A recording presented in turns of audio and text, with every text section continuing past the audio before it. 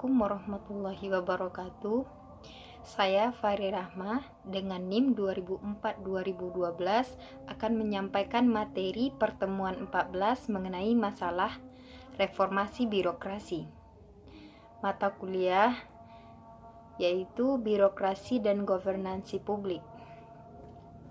Baiklah, birokrasi di Indonesia baik di tingkat pusat maupun daerah selalu mendapat sorotan dan kritik yang tajam. Hal itu disebabkan karena perilakunya yang tidak sesuai dengan tugas yang diembannya sebagai pelayan masyarakat. Carl D. Jackson menilai bahwa birokrasi di Indonesia adalah model birokratik politik di mana terjadi akumulasi kekuasaan pada negara dan menyingkirkan peran masyarakat di ruang politik dan pemerintahan.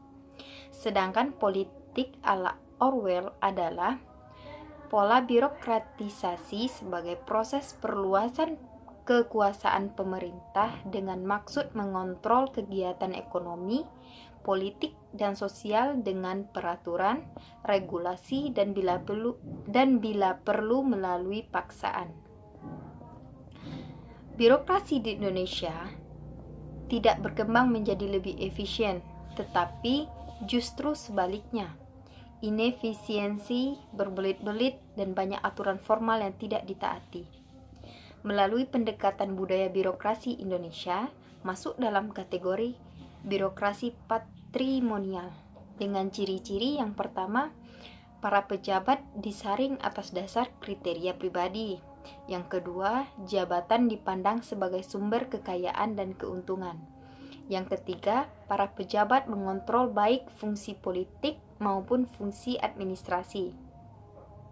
Yang keempat, setiap tindakan diarahkan oleh hubungan pribadi dan politik.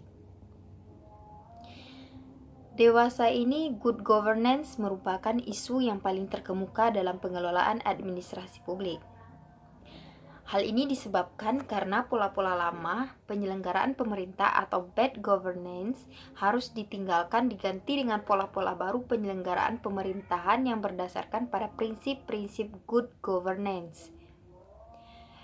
Untuk mewujudkan good governance, diperlukan reformasi kelembagaan dan reformasi manajemen publik.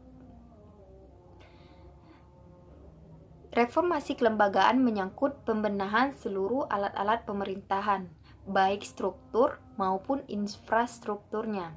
Kuncinya, reformasi kelembagaan tersebut adalah pemberdayaan masing-masing elemen. Masyarakat sebagai stakeholders, pemerintah atau lembaga perwakilan sebagai shareholders.